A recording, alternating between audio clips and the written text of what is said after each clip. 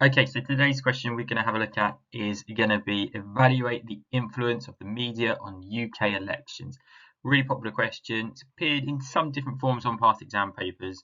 Now, it's a really interesting one as well because it's quite dynamic. In fact, the impact of social media is always changing. The impact of the news media is changing. So we're going to have to look at all of that. We're going to think about it in the context of the 2024 election as well. And that should hopefully give us really up-to-date examples to support the answering of this question.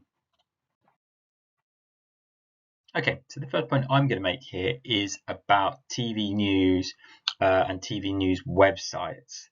So what we're talking about here is things like the BBC, we're talking about ITV, and we're talking about Sky News. Now, a lot of you would think, well, hang on, that's a surprise. I would have been expecting social media to be the first thing that you go to. But the reason we're going to start with TV news is because it is actually how most people in the UK say that they get their information about politics.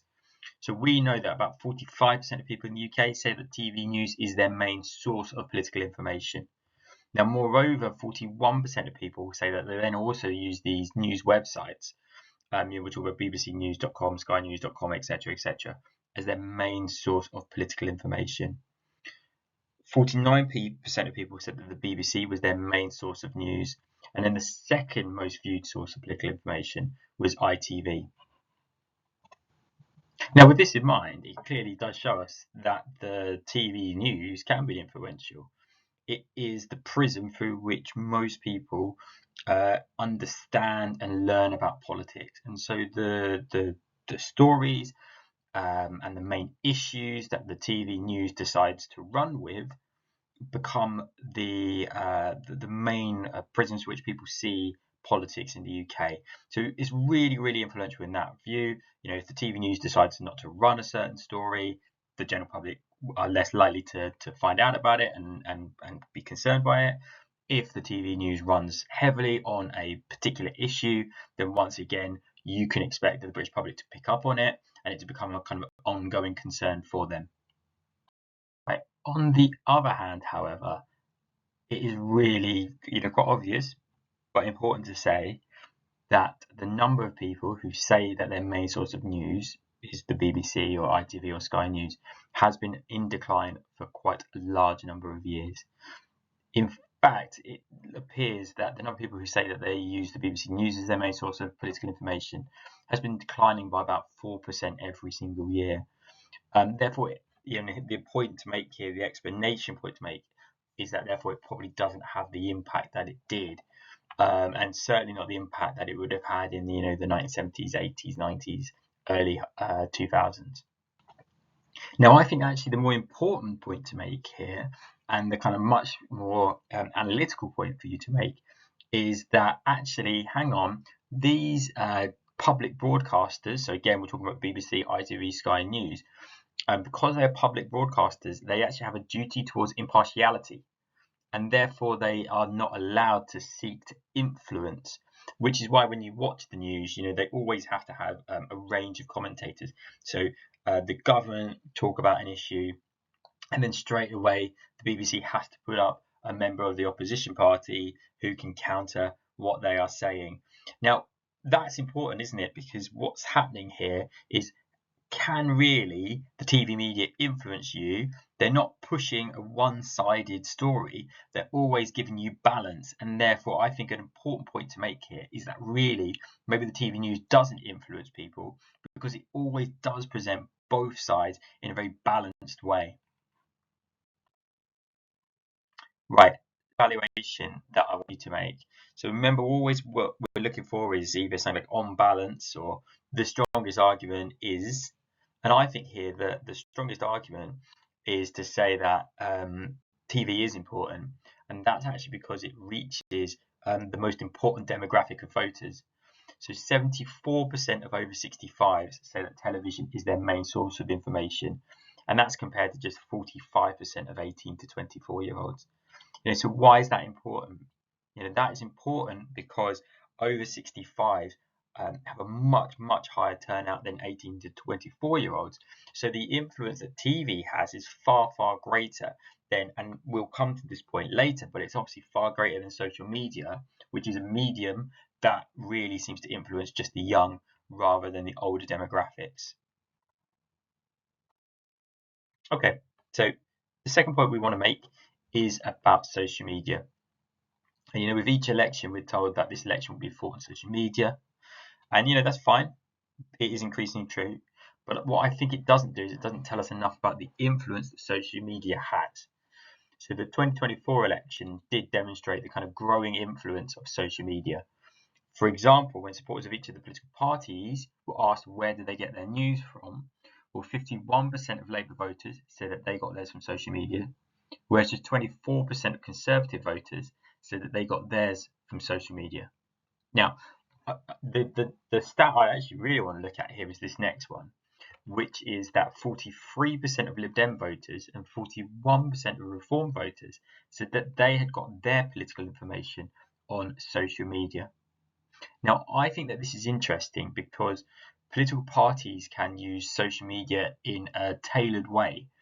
And obviously what they're doing is they can arrange to buy up advertising space on, say, Facebook, for example, and make sure that those ads are targeted at particular groups of voters in particular constituencies.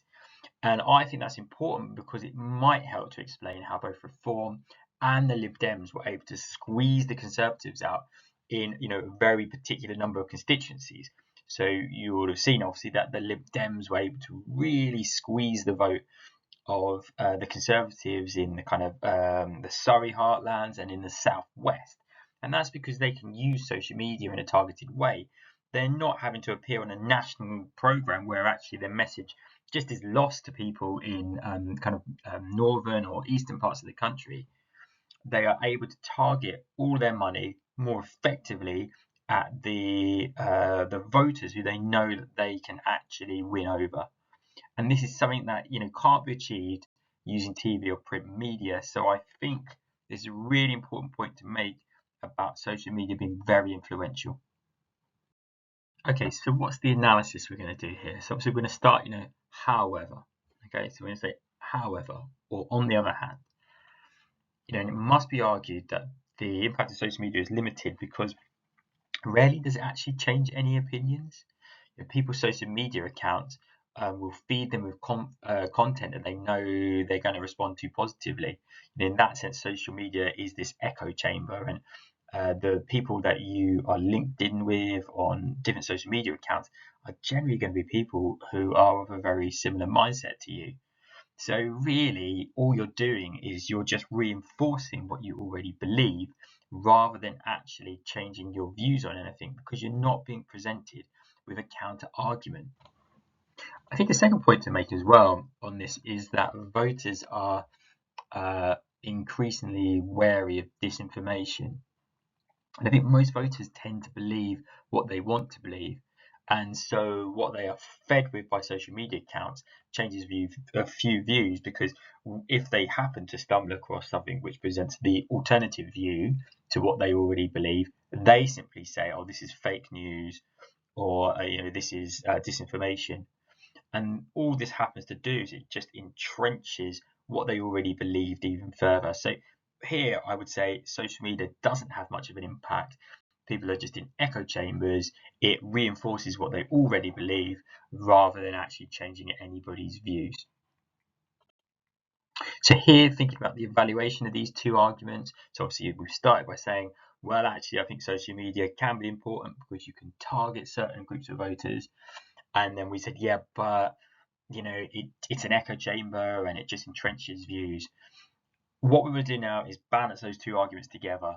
And here we're going to make a similar point to the one that we made about the television, which is that social media is predominantly used by the youngest voter age groups.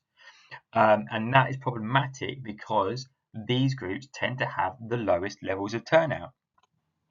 Now, at present, we don't actually have the turnout figures for each age group at the 2024 election. But what we do know, because we have the constituency turnouts, what we do know is that the constituencies with the highest number of 18 to 24-year-olds had the lowest turnouts. Therefore, I think it's fair to say that given that the one group who uses social media to inform the political views had the lowest voter turnout, and that means that social media is really not that important. I also think it's an important point, which I put up on the screen here, which is this. Those younger age groups tend to vote quite homogenously. We don't see now many young people voting for right-wing parties. We don't see younger people voting for the Conservative Party. Most young people either vote for the Labour Party or the Green Party. And therefore, I think what we can say is, well, hang on, social media isn't changing anyone's view. It's not the Conservatives filling, or the Conservatives getting the internet onto, getting their campaign onto TikTok doesn't actually change any views, because so many young people who use it, they're already in these kind of echo chambers, and they're already being very, very confident in their left-wing views. So again, I think that the impact of social media is very, very negligible. Okay, great. So now we're on to the final point now. And the final point I'm going to make is about the news, or the print media, newspapers, effectively. Now, there was obviously a time when the newspapers were of massive influence in UK politics. Hopefully when you studied this, your teachers have shown you the kind of 1992 headline before the election in The Sun, which said, if Neil Kinnock wins today, can the last person to leave Britain please turn out the lights? Now, look, we don't know what the impact of that headline actually was, but The Sun themselves said famously the very next day it was The Sun what won. They believe that they had a huge influence on the election. Now, in more recent elections, what we've seen the press kind of their depiction of Ed Miliband, this kind of almost like laughable comedy character who obviously can't eat a bacon sandwich effectively, and we've seen Jeremy Corbyn being kind of portrayed as a kind of a lunatic and terrorist sympathizer. And what that's done is both of those two kind of depictions have gained traction amongst the public. And so I think it's fair to say that the news media can be effective in influencing how people perceive politicians and how people perceive certain issues. I think another quite interesting analytical point here to make is that most newspapers in the UK support the Conservative Party. So really, you've only got two kind of left-wing papers in the UK, the Daily Mirror and the Guardian. And what this might do, obviously this is quite a leap, but the fact that we've got so many kind of right-leaning newspapers might help to explain why the Conservatives have spent 32 out of the last 45 years as the governing party in Britain. And I think, particularly in some of what we would have perceived to be the closer elections, and I'm thinking about things like 2015, I'm thinking about 1992, it's been interesting that the Conservatives have always managed just to get over the line and get the number of votes they needed. Now, my final point to make as well here would be that the news media is clearly influential in the UK. And we know that from just the way in which our leading politicians are desperate to curry favour with the media. So we saw kind of on the run up to the 2024 election how Keir Starmer was happy to write articles for The Telegraph and The Times and The Sun, which are all traditionally anti-Labour papers. And that suggests that Keir Starmer and other politicians clearly believe that the print media is influential, and they want to get in there. They want to curry kind of a positive relationship with the media because they believe that they can have a seismic impact.